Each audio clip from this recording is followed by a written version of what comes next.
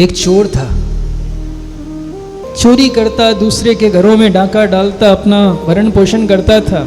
आज रात्रि में चोरी के लिए निकला, चारों तरफ देखा तो ऐसे ही बारात जा रही थी, तो चारों तरफ शोरगुल था, प्रकाश हो रहा था, कहीं चोरी करने का कोई साधन ही नहीं बना। अच्छा, चोर क्या है? चोर एकांत देख के हमला करते हैं।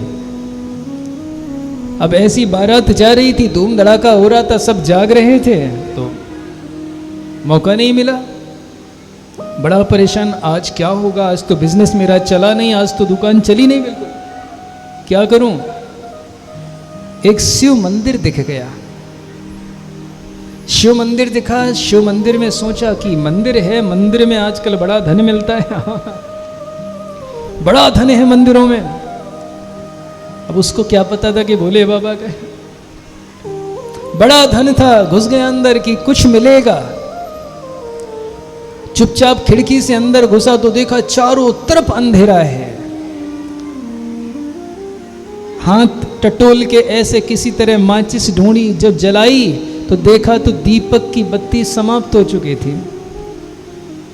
अब दीपक की बत्ती समाप्त हो गई तो अब दीपक कैसे जले? माचिस से थोड़ी ना जलाता रहेगा।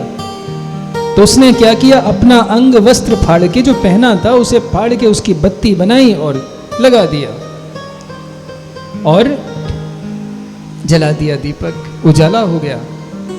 अब जैसे ही उजाला हुआ, चारों तरफ नजर पड़ी तो यहां तो वीराना पड़ा है अरे भगवान श्री कृष्ण का मंदिर साज सज्जा से युक्त, भोले बाबा के मंदिर में शमशान जैसी स्थिति होती है महाराज। हाँ, कल चर्चा चल रही थी, कह रहे थे कि महाराज जी भागवत कथा तो मृत्यु से मुक्ति देती है, लेकिन ये कथा क्या? हमने कहा ये कथा साक्षात मृत्यु है। हाँ, चरण बड़े अच्छे लग रहे हैं आपके। भागवत कथा आपको मृत्यु को सजाना सिखाती है, मरना सिखाती है, लेकिन शिव कथा तो साक्षात मृत्यु है। क्यों? अच्छा, भोले बाबा कहाँ रहते हैं? शमशान में। शमशान में क्या रहता है? मृत्यु। अच्छा, अच्छा, एक होता है काल, मृत्यु कहते हैं काल, और ये कौन है? महाकाल। ये मृत्यु के भी जो सरदार है ना, वो हैं। और भैया शमशान में देखो साज सज्जा नहीं मिलती है, वहां तो चिताएं जलती हुई मिलती हैं, वीराना पड़ा होता है, वहां कोई जाना पसंद नहीं करता। चोर ने देखा चारों तरफ कुछ नहीं मिला, अब क्या करूं क्या करूं? ऊपर नजर पड़ी तो एक बड़ा सा पीतल का घंटा टंगा था, बड़ा सा पीतल का घंटा। अब हाथ ऊपर करे तो अब घंटा खुले कैसे? क्योंकि घंटा उतनी ऊंचाई पे होता है कि घंटी बज सके, बस सिर्फ घंटी बजाने लायक रहता है घंटा, ऊंचाई, ज्यादा ऊपर हाथ नहीं पहुंचता है। अब पहुंचे कैसे? तो उसने चारों तरफ देखा, कुछ नहीं मिला, तो क्या सोचा, शिवलिंग था काफी बड़ा। अब शिवलिंग के ऊपर ही चढ़ गया। सोचा शिवलिंग के ऊपर चढ़ेंगे, घंटा खोल लेंगे, आराम से आज की आमदनी हो जाएगी। जैसे ही शिवलिंग के ऊपर चढ़ा, तत्क्षण भोले बाबा प्रकट हो गए। बोले भोले बाबा की जय। अब ये थर थर कांपे ऐसी क्या गलती हुई? कौन आ गए महाराज? कौन हो? अब गले में सांप, हाथ में त्रिशूल, डम डम डमरू डमक डमक, डमरू बजाए और त्रिशूल लेकर के आहा आ गए झूमते हुए भोले बाबा। अरे महाराज कौन है? अच्छा, भोले बाबा ने जब देखा चरणों में गिर पड़ा, माफी मांग रहा है, तो भोले बाबा कहते हैं, अरे पुत्र, वर ब्रूहु वरम ब्रूहुई, वर मांगो। चोर कहता है, ये बड़ी विचित्र बात है, ये बड़ी विचित्र बात है। एक तो हम इनके यहां चोरी करने आए थे और ये आकर के कहते हैं वर मांगो।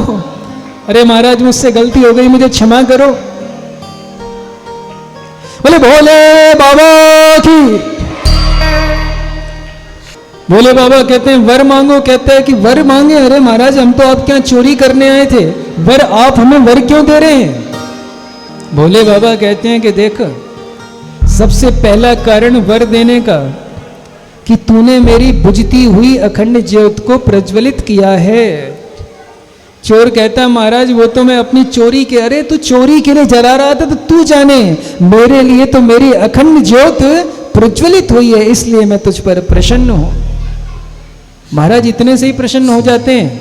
भोले बाबा कहते कि अरे इतने से भी ना होता, मैं नहीं होता, लेकिन तूने इससे भी बड़ा काम कर दिया। क्या? कि लोग तो मेरे ऊपर जल चढ़ाते हैं, लोग तो मेरे ऊपर धतूरा चढ़ाते हैं, लोग मेरे ऊपर आक के फूल चढ़ाते हैं, लेकिन भैया तुझ जैसा भक्त मैंने आज तक नहीं देखा।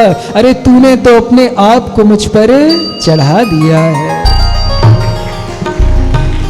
भोले बाबा बड़े प्रसन्न हुए, चोर पैरों में गिर पड़ा, कहता है प्रभु आपने बड़ी कृपा की, आपने मेरी आंखें खोल दी, आज के बाद मैं कभी भी चोरी नहीं करूंगा। प्रेम से बोलो